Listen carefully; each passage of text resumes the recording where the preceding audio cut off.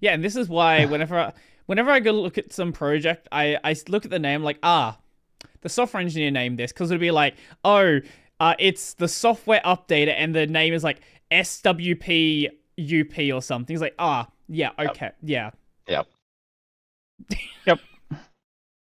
and it works, There's right? Like, yeah, if, it does work. It does work.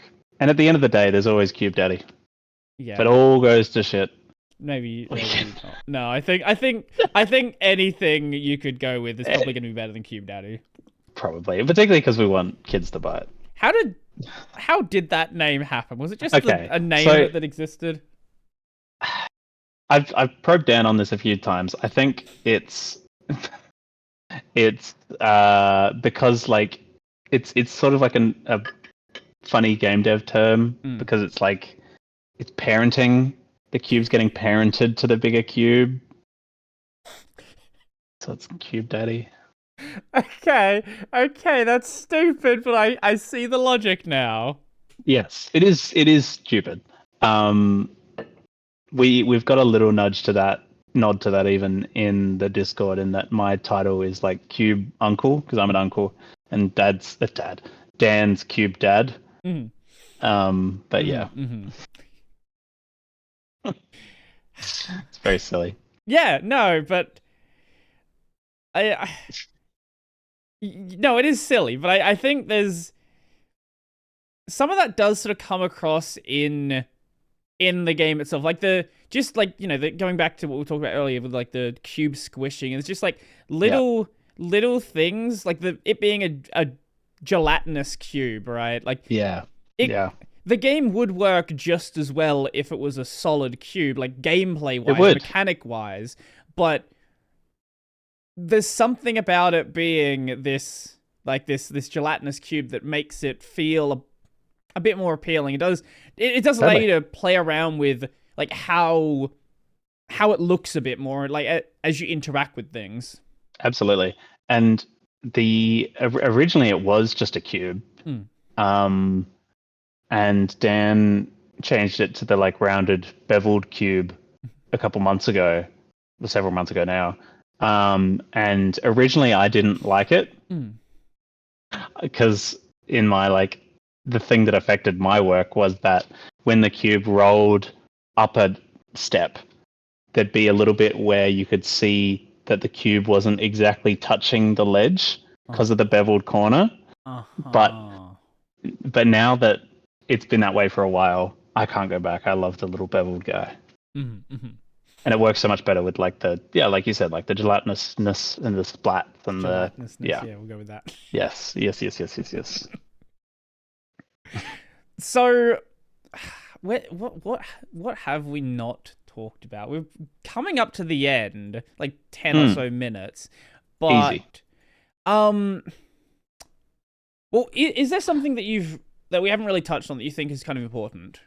Well, I was going to bring up price point actually. Okay. That's my next thing. We're thinking $5 on Steam.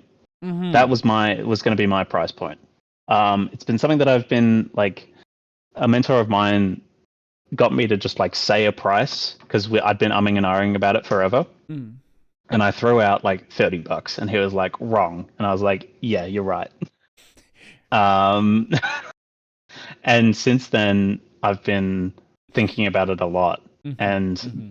something that absolute best case scenario is we get odd screen funding as well as a publisher, Mm-hmm. and the publisher can handle getting it onto like mobile and Switch for us. Mm-hmm. If we were to do that, I would love to launch in quarter 4 on Android, iOS, Switch, and PC, $5 Aussie Mm-hmm. simultaneously. Mm-hmm. That's my like best case scenario. Um, I kind of want to lowball it and like go quite cheap. Um, because I've in talking with lots of people, we've noticed something in that there's sort of like a bit of a Bermuda Triangle between 10 and $30. It's like a little bit, particularly at the moment where everyone's a bit strapped for cash. Right.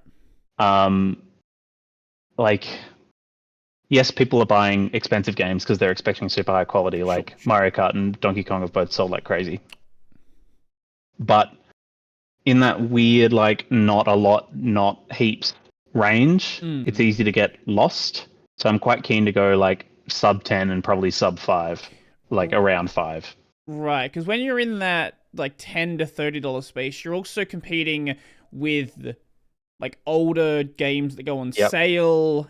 Yep. Yeah. You're also competing with Hollow Knight and Celeste and Balatro and just what is Hollow Knight going for? I actually don't know what it is. Let's find out. I think full price it's like 25 Aussie, but it's like always on sale for like 15, 10. 21.95 right now. Which is insane. There's so much content in that game for $20. Mm-hmm. And like obviously partially some of that's due to post-release stuff. Sure. But like I would feel horrendous asking for more money than Hollow Knight. Yeah. And Celeste right now is $29.50. Yeah. What was another one you gave an example of? Balatro. Okay, yes. Yeah. And that is $19.75. Yeah. Oh, sorry, it's on sale. It's $21.95 at full price. Yep. So like those are outstanding games. Right. And this is another one of the reasons why we want to publish it, is because they know way more about it than I do. And I've got some contacts that we would, if we didn't get a publisher, I would consult endlessly about this before we put it up. But just my initial thought is $5. Right. I've got Vampire Survivors open right now. That is $7.49 right now. Yeah, exactly. And Vampire Survivors is an insanely good game for that price point as well. Yeah. That came in when it first released in 2022. Yeah, it's an old game. I remember seeing that for the first time, being like, "What is this?" And it's such a gem. I made it's a little project called Chess Survivor. That's you play as like a pawn, and you like take pieces, and you move around on a grid, and like the enemies move in between your turns, and you can like unlock moves and then upgrade those moves with like additional abilities. I want to go back to Chess Survivor, man. It's a great game. That does sound like a really cool concept, actually. Little project, but yeah, it's a bit of fun. I could definitely see something like that. Like that's a cool concept, and thanks, man. It's clear that everything from you've said about Dan, I haven't met him yet, so I can't really say it, but like I'm assuming everything, like both of you clearly seem to have a lot of ideas for game development and game design. It's yeah.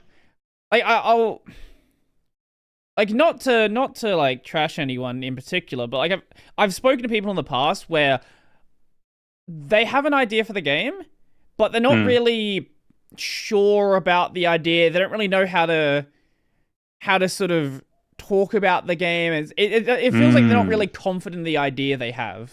Oh yeah, that's never a good sign. Yeah.